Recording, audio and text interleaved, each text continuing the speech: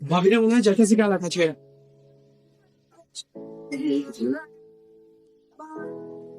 দেখো দেখ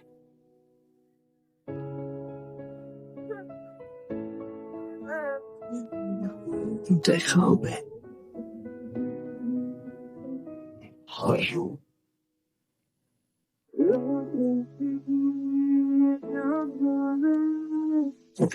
আসসালামু আলাইকুম। আপনাদের বাসায় নতুন কেয়ারটেকার আসতে কইছিল খালুদা আমারে, একটু বলবেন খালুদান রে। বাবা, একটা লোক আসছে, বলো যে আমাদের বাসায় নতুন কেয়ারটেকার। ও আসতে বল, আসতে বল। রমিজ ভাই আপনার কথা কইলো। ঠিক আছে বাবু, বসো না, বসো বসো। তুমি থাকো কোথায়? রমিজ ভাইয়ের বাড়ির পাশে আমার বাড়ি। মীরা, ওই একটু বুঝিয়ে শুনিয়ে দিতে হবে। আপনার এত বড় বাড়ি দেখাশোনা করার জন্য ফাইনাল একজন কেয়ারটেকার পাওয়া গিয়েছে। হ্যাঁ, কার জন্য মেয়েদের রাষ্ট্র, কার জন্য এগুলো করছে চিনেই না, দেখি না জীবন কপাল আমার।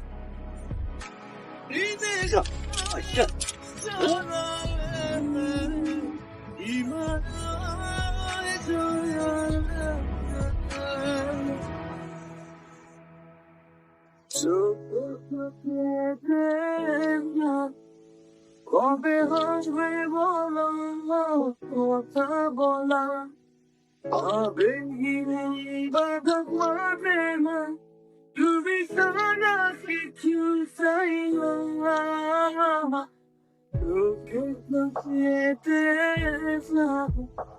কবে হবে বলো কথা বলা, আবেগহীন বাধা তুমি সারা। বাজারে কি অবস্থা দেখেছো? নাও। না ভাইয়া, আরে নাও, যা খবর এখানে খেয়ে যেতে হবে, বাসায় যেতে আর খাওয়া সম্ভব না। আপনি কিন্তু মানুষটা অনেক ভালো, আপনাকে সম্পর্কটা কি অনেক দিনের? আরে না, তোমার আপুকে চিনি এই 6-7 মাস হবে। ভাই আপনারা বিয়ে করতেছেন কবে? সবাই তো চাচ্ছে অনেক জলদি, কিন্তু তোমার আপু চাচ্ছে একটু সময়। আপু মনে হয় আপনার ভালোবাসেন না? আরে দুরু বাচ্চা, এমন কোনো কিছুই না। এই বাজারগুলো নিয়ে বাসায় আসো, আমি পরে আসছি।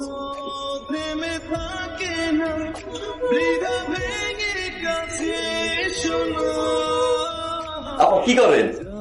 গল্প লিখছিলাম, কিছু বলবেন? আপু একটা কথা বলি, বলেন না। আপনি কি সত্যি বিয়ে করবেন? এটা আমার পার্সোনাল ব্যাপার নয়, আপনি কেন জিজ্ঞেস করছেন?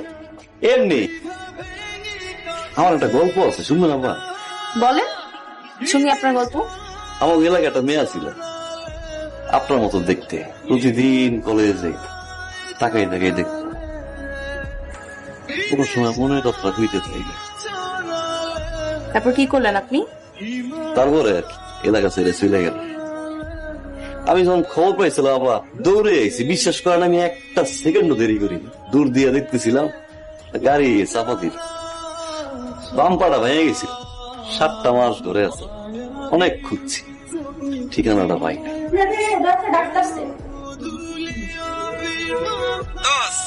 কি করস? কট্টকা গাইছস আর খুব দূর। ভাবিরে কইছস? ওইটাই তো গেছিলাম। তখন তো তাহলে খারাপ। আমার মনে হইতেছে কি জানোস, তোরা চিনে না চেনার ভান করতেছে বাবু। তুই কি চিঠিটা দিছিলি? দোস্ত, চিঠিটা তো আমি দিতে পারি না দোস্ত। কি করলি বিয়েটা?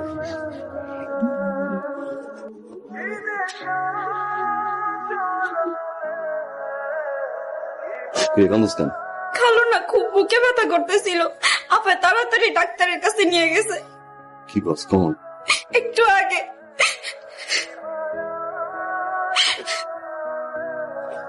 আমি রাজি ওকে বিয়ে করতে, বাবা। অনেক তো অপেক্ষা করালি। যে ভালোবাসার কখনোই পূর্ণতা পাবে না, সেটাকে আঁকড়ে ধরে রাখার কোনো মানে নেই।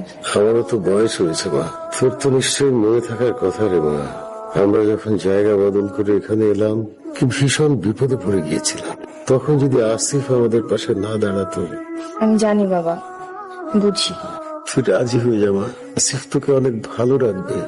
তুই আমাকে কথা দে মা, অন্তত কাবিনটা করে ফেল। কালই করবো।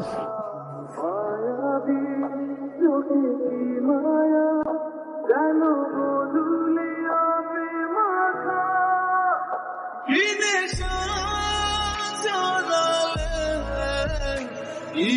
আপনি নাকি ছুটিতে বাড়ি চলে যাচ্ছেন? আজকে সন্ধ্যায় আপুর কাবিন। আজকে দিনটা থেকে গেলেই তো ভালো হতো।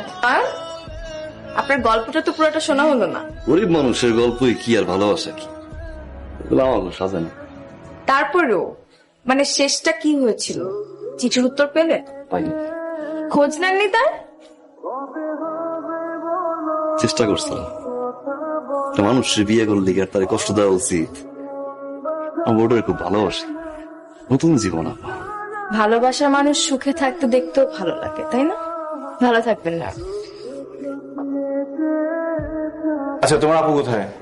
আপু একটু উপরে আছে, যাও তুমি দেখা করে আসো। আচ্ছা, ঠিক আছে। নীরা নয়নমূলে বাড়িতে চলে গেছে। তুমি কি জানো কবে আসবে? তোমার আসবে। কিন্তু কেন?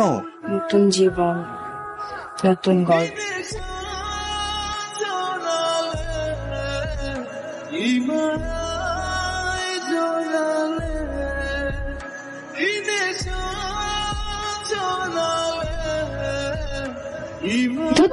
গল্পের নাম কোনটাই ভালো লাগছে না। দেখা হবে।